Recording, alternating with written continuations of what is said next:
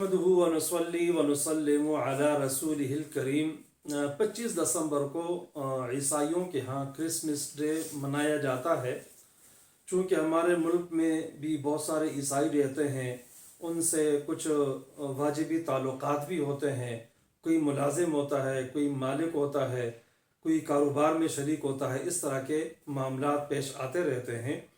इस मौके पे कुछ मुसलमान उन ईसाइयों को हदिया देते हैं, गिफ्ट देते हैं, मुख्तलिफ़ चीज़ें देते हैं ईदी के तौर पर। शरई लिहाज से ईदी के तौर पर उन्हें कुछ हदिया वगैरह अतिया देना और इस मुनासबत से क्रिसमस डे की निस्बत से ये कतन जायज़ नहीं है, बहुत बड़ा गुनाह है।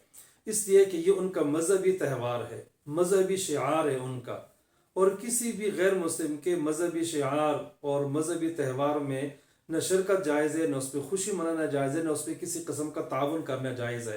लिहाजा उनको ये हदिया देना दुरुस्त नहीं है। ये हदिया देना तो मोहब्बत की अलामत होती है, हालांकि हमें उनसे मोहब्बत नहीं करनी है, सिर्फ एक वाजिबी ताल्लुक़ रखा जाए बक़द्र ज़रूरत, तो वो ठीक है।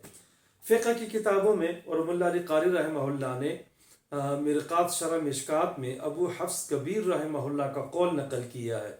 वो फरमाते हैं कि कोई मुसलमान 50 साल अल्लाह ताला की इबादत करे, फिर काफिरों को और मुशरिकों को उनके त्यौहार के मौके पे एक अंडा भी हदिया कर दे, तो फरमाते फ़क़द कफ़र बिल्लाहि व हुबित अमलुहु, उसने अल्लाह का इनकार किया, वो काफिर बन गया और उसके तमाम आमाल ज़ाय हो गए।